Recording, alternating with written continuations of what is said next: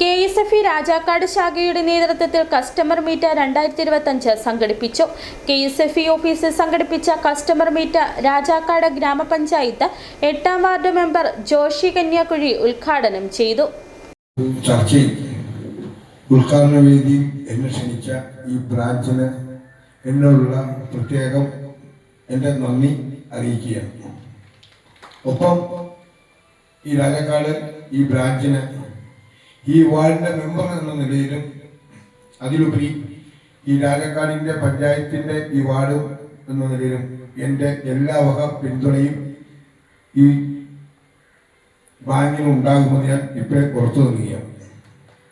നമുക്കറിയാം, വളർന്നു വരുന്ന സമൂഹത്തിൽ പണമിടപാടുകൾ കൂടി വരുന്ന ഈ കാലഘട്ടത്തിൽ സാറ് സൂചിപ്പിച്ചതുപോലെ തന്നെ ഓൺലൈൻ വഴിയും അല്ലാതെയൊക്കെ നൂറുകണക്കിന് ആളുകളെ തട്ടിപ്പിലൂടെ പണം മേടിച്ചുകൊണ്ട് അവരെ വഞ്ചിക്കുന്ന ഒരു അവസ്ഥയിലോട്ട് പോയിരിക്കുകയാണ്.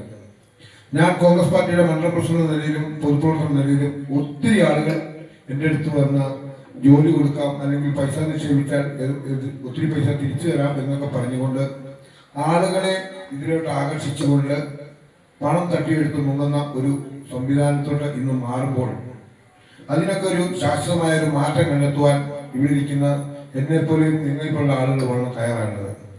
കാരണം പണം എന്ന് പറഞ്ഞാൽ ഇന്ന് ജീവിതത്തിൽ മനുഷ്യന് ഒഴിച്ചുകൂടാൻ പറ്റാത്ത ഒരു സാധനമായി മാറിയിരിക്കുകയാണ്.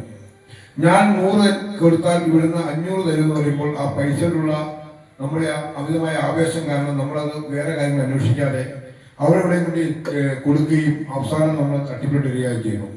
എന്താണെങ്കിലും KSFE സംബന്ധിച്ചോളം എനിക്ക് വളരെ അറിയാവുന്ന ഒരു ബ്രാഞ്ചാണിത്.